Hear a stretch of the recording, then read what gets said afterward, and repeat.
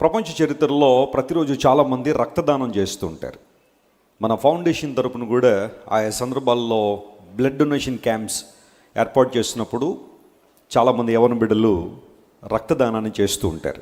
కొంతమంది ఇవ్వగలిగి కూడా నేను రక్తం ఇచ్చేస్తే నాకు ఏమన్నా అయిపోద్దేమో, వ్యాధులు వచ్చేస్తాయేమో, నేను బలహీనుడిని అయిపోతానని చెప్పి కొంతమంది దూరం జరిగిపోయే వాళ్ళు కొంతమంది ఉన్నారు. కానీ రక్తం ఎక్కడా కూడా తయారు చేయబడేది కాదు. ఏ ల్యాబొరేటరీలో కూడా బ్లడ్ని తయారు చేయలేరు.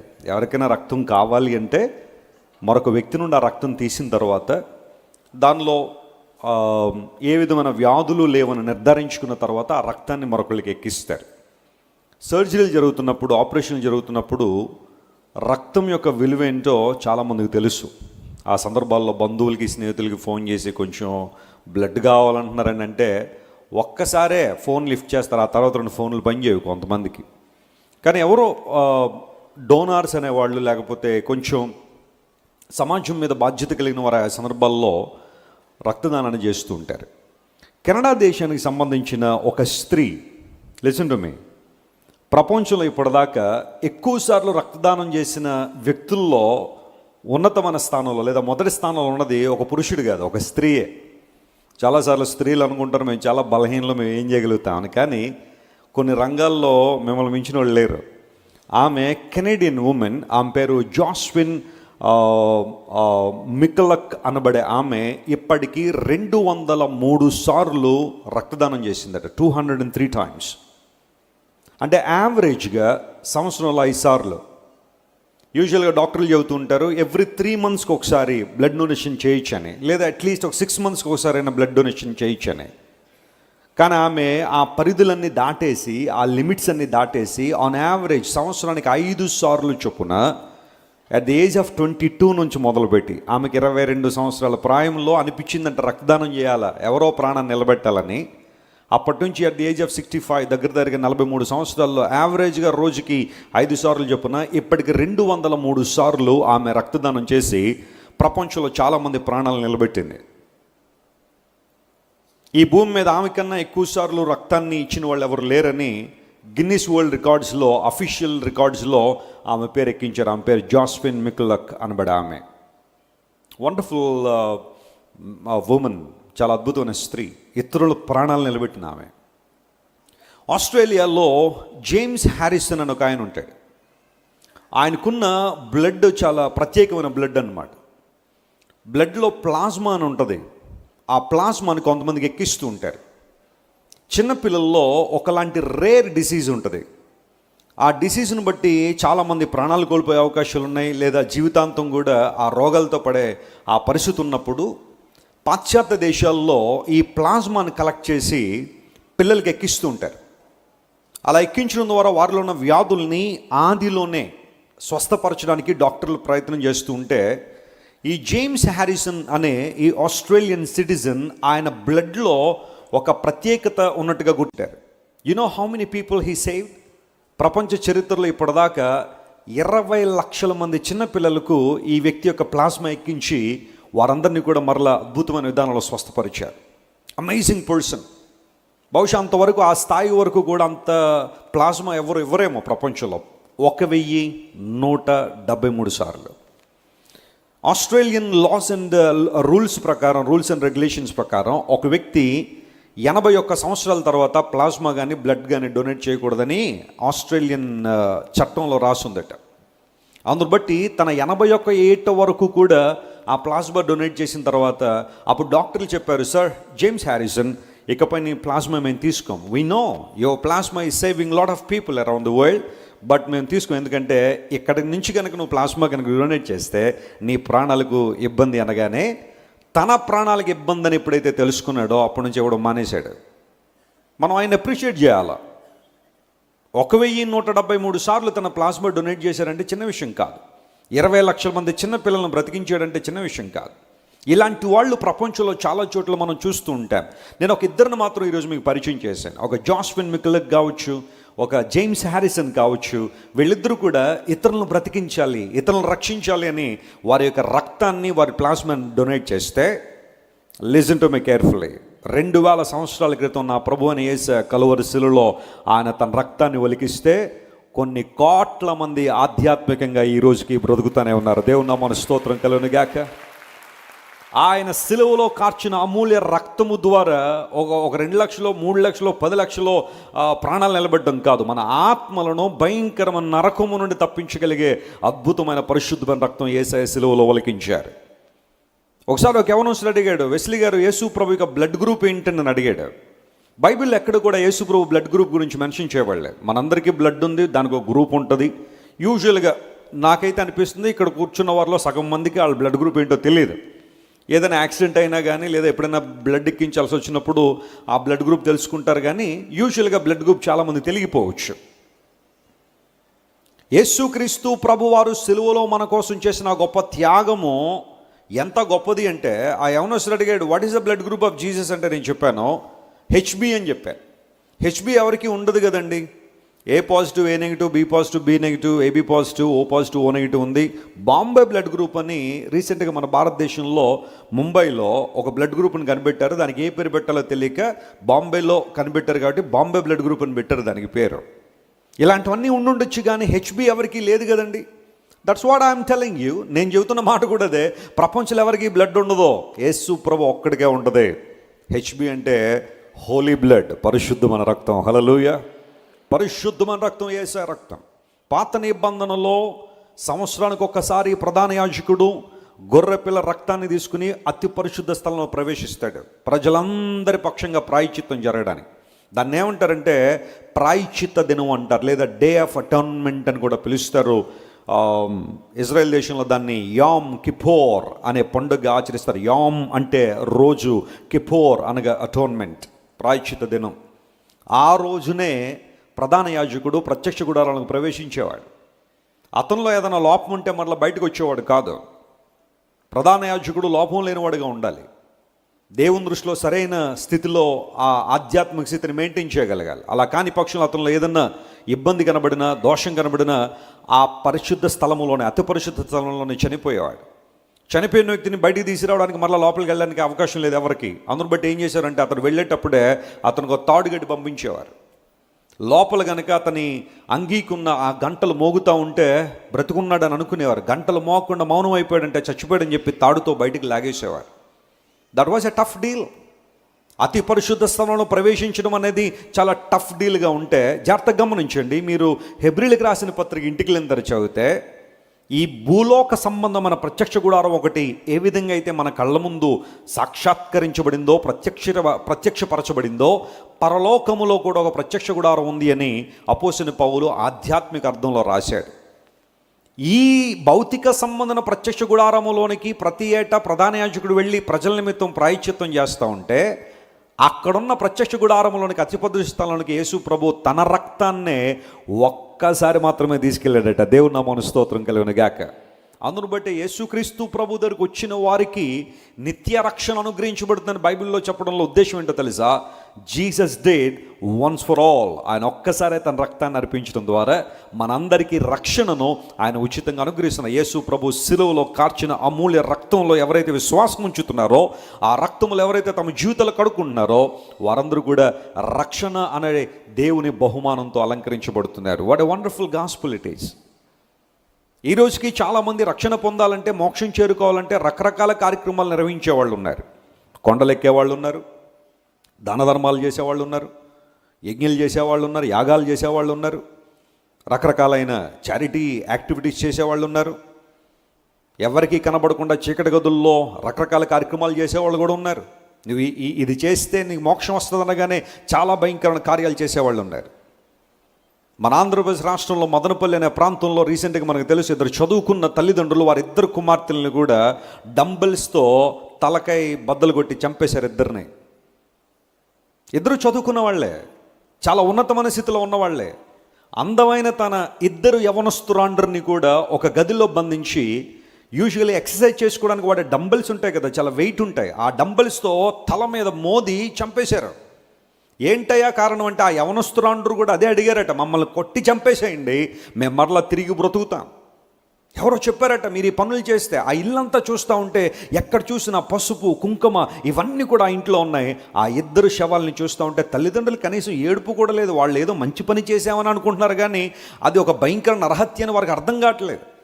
ఇవన్నీ ఎందుకు చేస్తున్నారు మనుషులంటే, పరలోకం చేరుకోవాలి, మోక్షరాజ్యం చేరుకోవాలి. ప్రాణాలకు తెగించి యాత్రలు చేసేవాళ్ళు ఉన్నారు. అక్కడికి వెళ్ళి తిరిగి రామని తెలిసిన అక్కడికే వెళ్ళడానికి ప్రయత్నం చేస్తారు. కారణం ఏంటో తెలుసా? ఆ పుణ్య ప్రాంతంలో మేము చనిపోతే తిన్నగా మేము స్వర్గానికి వెళ్ళిపోతాం అనే ఆలోచన కూడా చాలా మందిలో ఉంది. The world is expecting salvation by the works they do all the time, but the Bible tells us something very different. పరిశుద్ధ గ్రంథం మనకి చెప్పే ఒక మాట ఏంటో తెలుసా? మనం చేసే ఏ భక్తి కార్యక్రమం ద్వారా కూడా మనం రక్షణ పొందలేం, కానీ రక్షకుడైన యేసునందు విశ్వాసం ఉంచడం మాత్రమే మనకు రక్షణ ఉంది. హల్లెలూయా.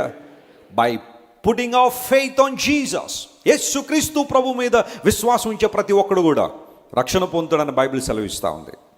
ఈరోజు నువ్వు రక్షణ పొందడానికి రకరకాల కార్యక్రమాలు చేయాల్సిన అవసరం లేదు. ఎన్నో ఆజ్ఞలు, రకరకాల పరిస్థితులు చాలా ప్రపంచంలో మనం చూస్తున్నాం. Let me tell you my friends, పూర్వదినాల్లో కోడ్ ఆఫ్ హమ్మురాబి అని ఉండేది. కోడ్ ఆఫ్ హమ్మురాబి అంటే 282 సూత్రాలు దానిలో ఉండేవి. It's all about 282 doing good things or whatever rules and regulations. 282 code of Hammurabi అంటారు దాన్ని. చాలామంది దాన్ని పాటించేవారు పూర్వదినాల్లో. పుణ్యం జరగాలంటే, మేలు జరగాలంటే, లేదా ఏదైనా సాధించాలంటే. పాత నిబంధన గ్రంథంలో ప్రతి యూదుడు కూడా 613 ఆజ్ఞలు పాటిస్తేనే పరలోకానికి వెళ్తాం అనుకునేవారు. 613 ఆజ్ఞలు పాత నిబంధనలో ఉన్నాయి.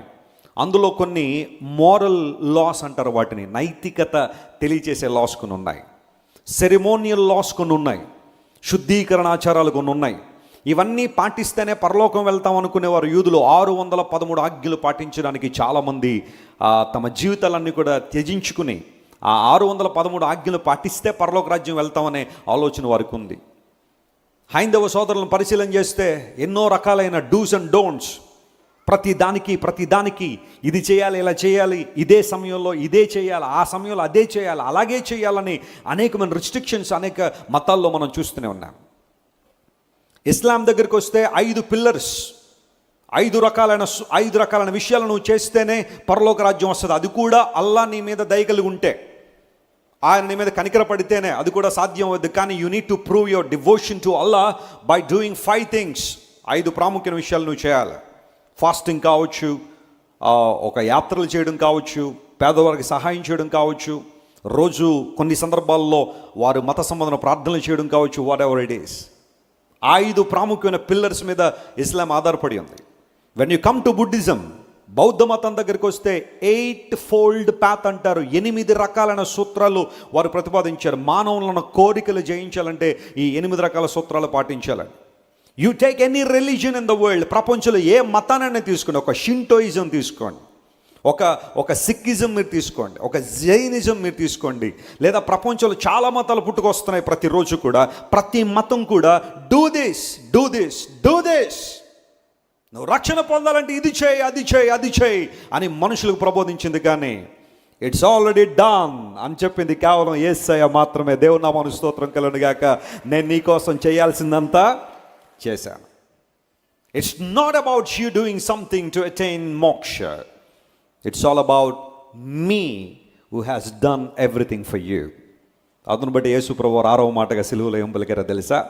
యోహాను సువార్త 19:30 మనం చదివితే దానిలో రాయబడిన మాట, జాన్ చాప్టర్ 19:30, దానిలో యేసయ్య చెప్పారు, యేసు ఆ చిరక పుచ్చుకొని సమాప్తమైనదని చెప్పి తల వంచి ఆయన ఆత్మను ఏం చేశారు? ఆయన అప్పగించారు. సమాప్తమైనది. అందరూ చెప్పండి ఒకసారి, వన్ మోర్ టైం. పైన ఉన్న వాళ్ళు చెప్పండి, బయట ఉన్న వాళ్ళు చెప్పండి.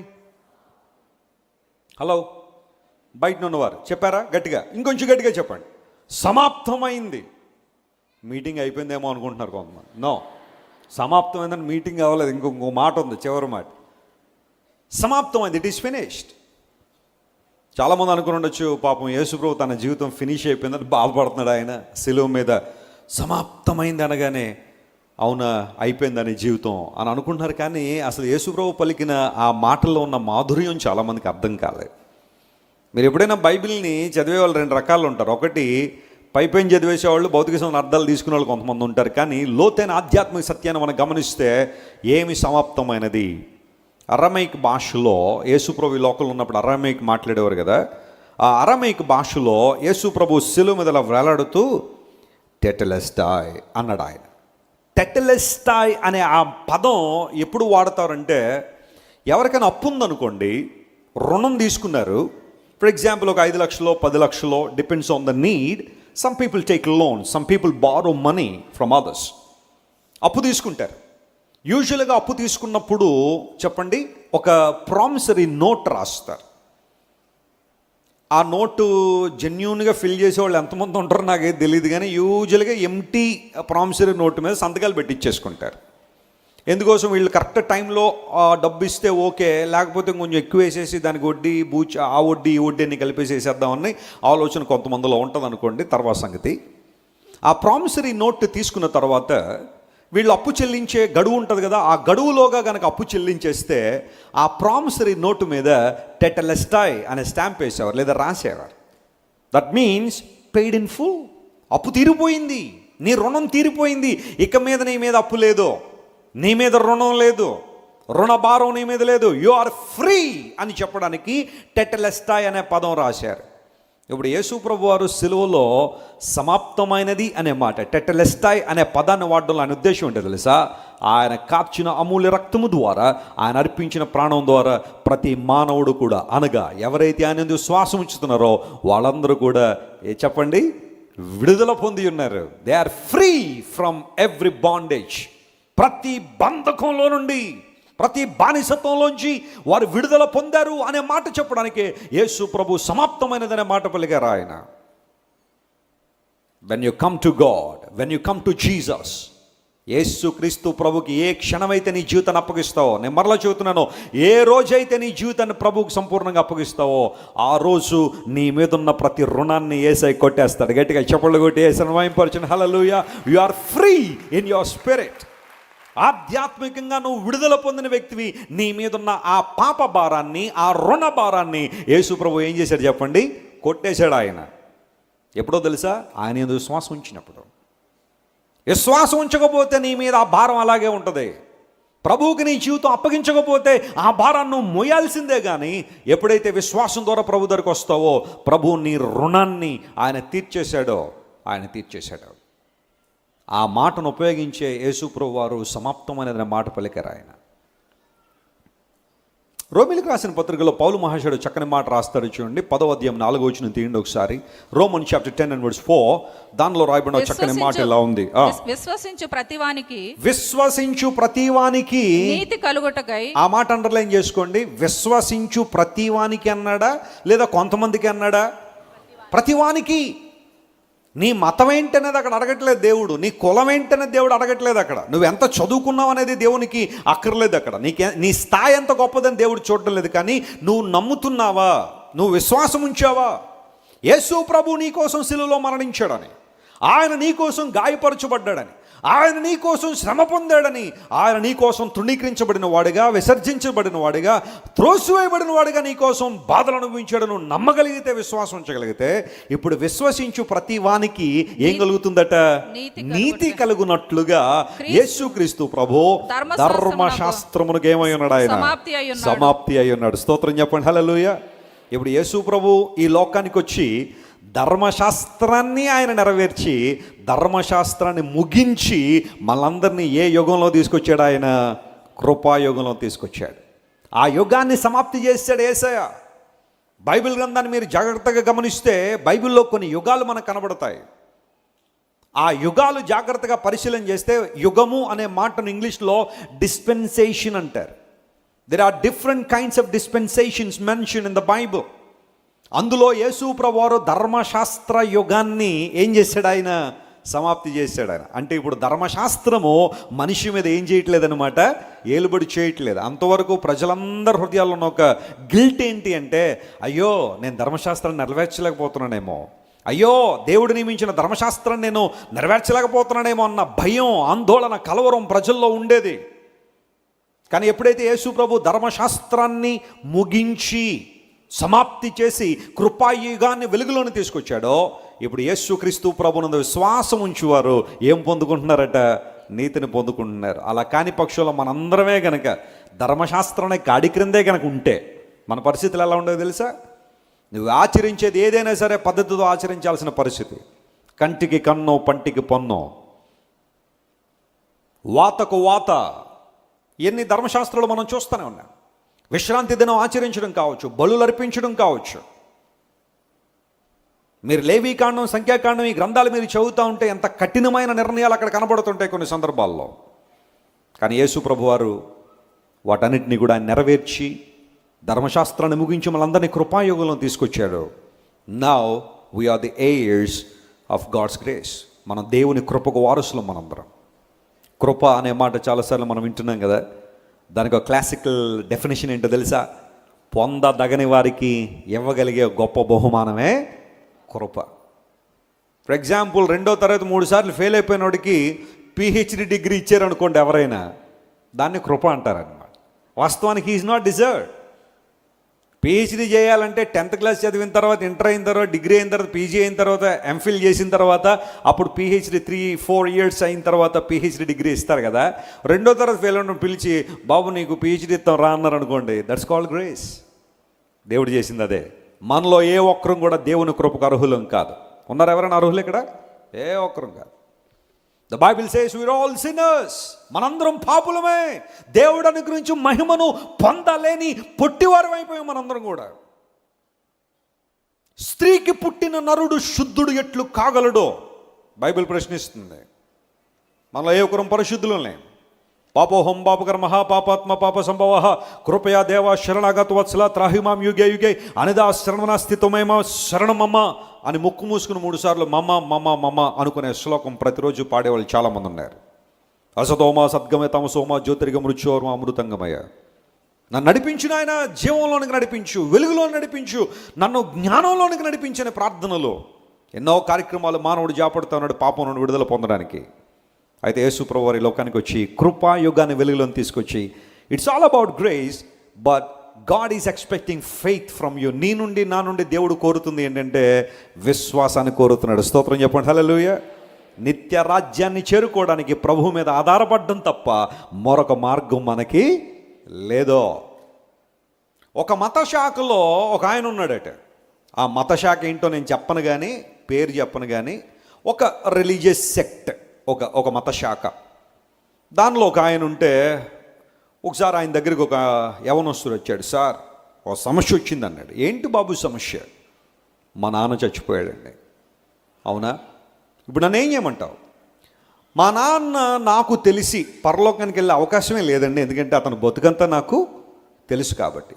ఇప్పుడు మీ సహాయం ఎందుకు కోరుతున్నారంటే మా నాన్నని మీరు ఎక్కడికి పంపించాలా? పరలోకానికి పంపించాలా? అవునా? అయితే ఓ పని చేయ బాబు, మీ నాన్న పరలోకానికి పంపించే కార్యక్రమాన్ని నేను చేపడతాను కానీ ఓ 10,000 పట్టురా అన్నాడట. 10,000కే పరలోకమా? ట్రై చేద్దాం. వెంటనే వెళ్ళి 10,000 పట్టుకొచ్చి ఇచ్చాడు. ఇచ్చిన తర్వాత నువ్వు ఎక్కడే ఉండు, నేను లోపలికి వెళ్ళి కార్యక్రమాలు నిర్వహించి వస్తాను. మీ నాన్నగారిని ఎక్కడికి పంపించడం? పరలోకానికి పంపించడం మన కర్తవ్యం కనుక లెట్ మీ ఫినిష్ దాట్ అని చెప్పి లోపలికి వెళ్ళాడు. వెళ్ళొచ్చిన తర్వాత అన్నాడు, బాబు ప్రాసెస్ అయితే స్టార్ట్ అయింది కానీ కొంచెం మీ నాన్న బాగా గట్టిగుళ్ళగా ఉన్నాడా, మొత్తం వెళ్ళకపోతున్నాడు, తలకాయ మాత్రం పరలోకానికి వెళ్ళింది, మిగతా మొండివంతా బయట ఉండిపోయింది అన్నాడు. సార్ మరి తలకాయ ఒకటి పరలోకంలో ఉండి మిగతా మొండివంతా బయట ఉంటే ఎలా ఉండదో, పరిస్థితి బాగాలేదు కదా సార్, ఏం చేయమంటారు? ఇంకో 10,000 పట్టరా, ట్రై చేద్దాం. సరే మళ్ళీ వెళ్ళి 10,000 తీసుకొచ్చాడు. మళ్ళీ ఈయన లోపలికి వెళ్ళాడు, మళ్ళీ బయటకు వచ్చాడు. మొండం వరకు వెళ్ళింది ఆ బాడీ, ఆ తర్వాత కింద మళ్ళీ వెళ్ళలేదు అన్నాడు. అవును మొండం వరకు వెళ్ళిందండి, మరి సగం వెళ్ళి సగం ఉండిపోతే ఎలాగండి? మొత్తం పంపించడానికి ఏం చేయమంటారు? మళ్ళీ డబ్బులు కొట్టరా అన్నాడు. మళ్ళీ వెళ్ళాడు, డబ్బులు తీసుకొచ్చాడు. లోపలికి వెళ్ళొచ్చిన తర్వాత కొంచెం బెటర్గానే ఉంది, పొజిషన్ బాగానే ఉంది.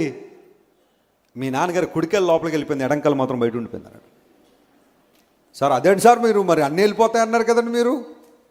లేదా మరి ప్రాసెస్ కొంచెం క్రిటికల్గా ఉంది, మీ నాన్న మామూలుడు కాదనిపిస్తుంది అని he is making money from that young man. ఆ యవనస్తుని దగ్గర నుండి పరలోక రాజ్యం వెళ్ళడానికి మనీ మేక్ చేసుకుంటున్నాడు, అతన్ని మోసం చేస్తున్నాడు. అప్పుడు ఈ యవనస్తుడు అడిగాడు, సార్ ఏ కాలేజీ వెళ్ళిందని అడిగాడు. కుడికాలు వెళ్ళింది, కుడికాలు మాత్రం వెళ్ళింది, ఎడమకాలు మాత్రం బయట ఉండిపోయింది అన్నాడు. కరెక్ట్గా చెప్పండి సార్ అన్నాడు. నీతో అబద్ధం ఆడితే నాకు ఏమవుతుందా? కుడికాలు వెళ్ళింది, ఎడమకాలు ఉండిపోయిందంటే పర్లేదని అన్నాడు. పర్లేదేంటి అంటే, మా నాన్నకి ఎడమకాలు చెక్కకాలు సార్, అది ఎలా పోయినా పర్లేదు అన్నాడంట. చెక్కకాలు ఎప్పుడో యాక్సిడెంట్ అయిపోయి ఆర్టిఫిషియల్ లెగ్ అతనికి సెట్ చేశారండి. మీరు కుడికాలు వెళ్ళిపోయింది అన్నారు కాబట్టి ఎడంకాలు వెళ్ళకపోయినా పర్లేదు, ఎందుకంటే అది ఆర్టిఫిషియల్ లెగ్ అని చెప్పి ఇంటికి వెళ్ళిపోయాడు. పరలోక రాజ్యం చేరాలని మనుషులో ఉన్న ఆశ, స్వర్గం చేరుకోవాలనుకునే మనిషి ఆశపడుతున్న ఆ ఆశను ఎంతమంది క్యాష్ చేసుకున్నారు ప్రపంచంలో? ఎంతమంది నిన్ను మోసం చేస్తున్నారు రకరకాల బోధలో, రకరకాల విషయాలు చెప్పి. బైబిల్ ఎప్పుడు కూడా మనిషిని మోసం చేసేది కాదు. Hallelujah. The Bible gives us one and only thing, that you have to place your faith on Jesus, on the finished work of Jesus. నా యేసయ్య నా కోసం సిలువలో మరణించాడని ఎవరైతే విశ్వసిస్తారో, నమ్ముతారో, అలాంటి వారందరూ కూడా మోక్ష రాజ్యాన్ని ఉచితంగా పొందుకుంటున్నారు. హల్లెలూయా. దేవుడు వారిని ఉచితంగా ఏం చేస్తున్నాడట? ఆయన నీతిమంతులుగా తీర్చిదిద్దుతున్నాడు. రోమీయులకు రాసిన పత్రిక 3వ అధ్యాయం 24వ వచనం చదివితే అందులో ఈ మాట రాయబడింది. Romans chapter 3 and verse 24. The Bible says, కాబట్టి ఆయన నమ్మువారు, చూడండి ఆ మాట అండర్లైన్ చేసుకోండి, నమ్మువారు ఆయన కృపచేతనే. ఎవరి కృపచేత? దేవుని కృపచేతనే క్రీస్తు యేసునందలి విమోచనము ద్వారా. విమోచనం అంటే పాపక్షమాపణ ద్వారా ఉచితంగా నీతిమంతులను ఏం చేస్తున్నారు? ఆయన తీర్చిదిద్దుతున్నారు. ఒకటి నీ నుండి విశ్వాసం, రెండోది దేవుని కృప ద్వారా మనం నీతిమంతులుగా ఏం చేయబడుతున్నాం? తీర్చబడుతున్నాం. What a privilege it is. ఇది ఎంత గొప్ప ఆధిక్యత. ప్రభువారు తన 2 చేతులు చాపి మనల్ని పిలుస్తున్నాడు తన దగ్గరికి. ఎవరైతే ఆయన దగ్గరికి వస్తున్నారో వారందరినీ ఉచితముగా నీతిమంతులుగా తీర్చిదిద్దేవాడు ఆయన. ఎంత ప్రేమగల దేవుడు. యేసయ్యలో ఉన్న జీవం మనందరికీ ఏమిచ్చింది? జీవాన్ని ఇచ్చింది. నిత్య రాజ్య ప్రాప్తిని మనకిచ్చింది. అమెరికాలో మ్యాసచ్యూసెట్స్ అనే ఒక రాష్ట్రం ఉంది. దానిలో వెస్ట్ మినిస్టర్ అనే ప్లేస్లో 1995 అక్టోబర్ 17వ తారీఖు, అంటే మన ఆత్మీయ తల్లిదండ్రుల వివాహ రోజు అన్నమాట. అది డే, అది ఇయర్ కాదు. అదే రోజు నేను బ్లెస్సీ గారు కూడా వివాహం చేసుకున్న October 17. 1995 October 17న మ్యాసచ్యూసెట్స్ అనబడే ఆ ప్రాంతంలో, వెస్ట్ మినిస్టర్ అనే ప్రాంతంలో 2 కమల పిల్లలు పుట్టారు. 2 కూడా ప్రీమెచ్యూర్ బేబీస్. అంటే 9 నెలలు నిండకుండానే తల్లి గర్భం నుంచి బయటికి తీయాల్సి వచ్చింది ఆ 2 కూడా, లోపల ఉన్న పరిస్థితిని బట్టి. వారిద్దరిని కూడా బయటికి తీశారు. తీయగానే ప్రీమెచ్యూర్ బేబీస్ని తీసుకెళ్ళి ఇంక్యుబేటర్లో పెడతారు కదా, బాక్స్ అంటాం మనం. సో దానిలో పెట్టారు. ఒక బేబీ రికవర్ అవుతుంది, కానీ మరొక బేబీ రికవర్ అవ్వట్లేదు. చాలా తక్కువ వెయిట్తో పుట్టారు 2 కూడా. ఒక బేబీ వెయిట్ పుటాన్ అవుతుంది, కానీ మరొక బేబీస్ హెల్త్ రోజు రోజు కూడా డిటోరియేట్ అయిపోతుంది, అంటే కృషించిపోతుంది. తల్లిదండ్రులు ఏడుస్తున్నారు. డాక్టర్లు తమ శక్తి కొలది ప్రయత్నం చేస్తున్నారు. అమెరికాలో డాక్టర్స్ మనలో చాలామంది తెలుసు కదా, వాళ్ళు చాలా ప్రయత్నాలు చేస్తారు. ఆ ప్రయత్నాల్లో ఆ బిడ్డ ప్రతిరోజుకి కృషించిపోతూ ఉంటే ఏం చేయాలో అర్థం కాని పరిస్థితుల్లో ఒకరోజు డిక్లేర్ చేశారమ్మా, తల్లిని పిలిచి, 2లో ఏ ఒకరే బ్రతికే అవకాశాలు కనబడుతున్నాయి. ఆ 2 పేర్లు బ్రయల్ అండ్ కైరీ అనబడే 2 అక్క చెల్లెళ్ళు. బ్రయల్ ఆరోగ్యం కృషించిపోతుంది, కైరీ మాత్రం కొంచెం బాగానే ఉంది. So there will be chances that we have to lose బ్రయల్ను మనం కోల్పోయే అవకాశాలు ఉన్నాయనగానే డాక్టర్లు చెప్పేసి వెళ్ళిపోయారు. తల్లిదండ్రులు ఏడుస్తుంటే అక్కడ ఒక నర్సు ఒక ఆమె ఉంది. ఆమె పేరు గేల్ కెస్పారియన్ అనే ఒక నర్స్. డాక్టర్ దగ్గరికి వెళ్ళి, సార్ మీరు ఎలాగ డిక్లేర్ చేశారో ఆ అమ్మాయి చచ్చిపోద్దని, రికవరీ లేదని, నాది ఒక్క సలహా, నేను ఒక్క మాట చెబుతాను, మీరు ఏమనుకోకుండా నన్ను అనుమతించండి అంది. ఏం చేద్దాం అనుకుంటున్నామంటే, ఏం లేదండి, ఈ చచ్చిపోబోతున్న ఈ బిడ్డను, ఆ బ్రయల్ని తీసుకెళ్ళి కైరీ ఉన్న క్రిబ్లో వేసేద్దాం అనుకుంటున్నాను. అంటే ఆ క్రైలీ ఉన్న ఆ బాక్స్లో లేకపోతే ఆ క్రిబ్లో తన పక్కనే పడుకుంటూ పెడతాను సార్. బతికితే బతుకుతుంది, లేకపోతే లేదు. మీరు ఎలాగా డిక్లేర్ చేస్తారు కాబట్టి బ్రతకదని నాకు ఎందుకు ఇలా అనిపించింది, కొంచెం అవకాశం ఉండనగానే డాక్టర్ ఓకే అని చెప్పి ఇంటికి వెళ్ళిపోతాడు. అప్పుడు ఈ గేల్ కెస్పారియన్ అనే ఈ నర్స్ ఏం చేస్తుందంటే, చచ్చిపోబోతున్న ఆ బ్రయల్ని పట్టుకొచ్చి ఆ చంటి పాపను తన యొక్క సహోదరి ప్రక్కన పడుకోబెడతారు తీసుకొచ్చి. ఏం జరుగుద్దో చూద్దామని. కాసేపటి తర్వాత అలా పడుకుంటూ పెట్టిన తర్వాత తల్లిదండ్రులు బయట ఉన్నారు, ఈమె కూడా ఏదో పనిలో ఉండి ఒక 3-4 అవర్స్ తర్వాత వచ్చి చూసేసరికి ఈ ఖైరీ అంటే జీవం కలిగిన ఆ అక్క తన ప్రక్కన పండబెట్టబడిన తన సిబ్లింగ్ ఎవరైతే ఉన్నారో తన మీద ఇలా చెయ్యడం చూసింది. మీరు చూసిన ఎగ్జాక్ట్లీ ఫోటో అది. ఆ చంటి బిడ్డ మీద చెయ్యేసింది. తెల్లవారేసరికి డాక్టర్ల అంచనాలకు మించి, మనుషులందరి అంచనాలకు మించి చచ్చిపోద్ది అనుకున్న అమ్మాయి తన అక్క తన మీద చెయ్యడం ద్వారా బ్రతకడం ప్రారంభించింది. దేవుని నామమున స్తోత్రం కలుగును గాక. దీన్ని ఏమంటారంటే మిరకల్ హగ్ అన్నారు దాన్ని. ఈ చంటి బిడ్డ ఇంకా వాళ్ళిద్దరికి కనీసం 1 ఇయర్ కూడా కాదు, నెలల బేబీలు వాళ్ళు బయటకు వచ్చిన తర్వాత తల్లి గర్భంలోంచి ఆ చంటి బిడ్డ ఆ బిడ్డ మీద అలా చేయేస్తే ఆమెలో ఉన్న జీవం ఈ చచ్చిపోబోతున్న అమ్మాయిలను ప్రవేశించడం ద్వారా ఆ అమ్మాయి మెల్లమెల్లగా బ్రతకడం ప్రారంభించింది. She received life. అక్కడి నుంచి వాళ్ళిద్దరూ చాలా చక్కగా ఎదగడం ప్రారంభించారు. ఇద్దరు ఒకే వెయిట్ సాధించారు. హాస్పిటల్ నుంచి డిశ్చార్జ్ చేసిన తర్వాత ఈ రోజున బ్రాయల్ అండ్ ఖైరీ ఈ విధంగా ఉన్నారు, ఇద్దరు అక్క చెల్లెళ్ళు. ప్రపంచంలో వాళ్ళని చూసిన వాళ్ళందరూ కూడా ఒక అద్భుతమైన విషయం చెబుతారు. అదేంటంటే తెలుసా, ఆ అక్క ఇచ్చిన హగ్లో ఒక జీవం చచ్చిపోతున్న బిడ్డ ఏమైంది, బ్రతకగలిగింది. సిలువలో అంతకన్నా గొప్ప కార్యం జరగలేదా? ఒకవేళ ఖైదీ తన సిబ్లింగ్ను మాత్రమే బ్రతికించగలిగిందేమో కానీ నా యేసయ్య సిలువలో కార్చిన అమూల్య రక్తం ద్వారా, ఆయన చాపిన అమూల్యమైన ప్రేమగల హస్తాల ద్వారా ప్రపంచంలో ఎన్ని కోట్ల మంది బ్రతుకుతున్నారు, ఎంతమంది జీవాన్ని పొందుకుంటున్నారు. సమాప్తమైందని యేసయ్య చెప్పడంలో ఉద్దేశం ఏంటో తెలుసా? ధర్మశాస్త్రాన్ని సమాప్తి చేసి కృపాయోగంలోనికి మనల్ని తీసుకొచ్చి యేసు ప్రభు మన కోసం చేయాల్సిందంతా చేసి, రక్షణ ప్రణాళికలో ఆయన చేయాల్సిన అన్నీ చేసి, మనం చేయాల్సిన పని ఏంటంటే ఆయన విశ్వాసం ఉంచడం, ఆయన దగ్గరికి రావడం. Can we do that simple act today? ఒకవేళ ఎంతవరకు రక్షణ సువార్తనికి వినబడిన, ప్రభు మాటలకు వినబడుతున్న హృదయాన్ని కఠినం చేసుకుని వెళ్ళిపోయామో, ఈరోజు యేసయ్య నీకు ఇస్తున్న రక్షణను స్వీకరిస్తావా? హృదయపూర్వకంగా రక్షించు ప్రభు అని దేవుని అడుగుతావా? సమాప్తమైందని నీ కోసం నా కోసం పలికిన యేసయ్యను మన హృదయాల్లో చేర్చుకోవడం ద్వారా మన మీద పాప భారాన్ని కొట్టివేసి, రోతను శాప భారాన్ని తీసివేసి మనందరికీ విడుదల ఇవ్వాలని యేసయ్య ఆశపడు.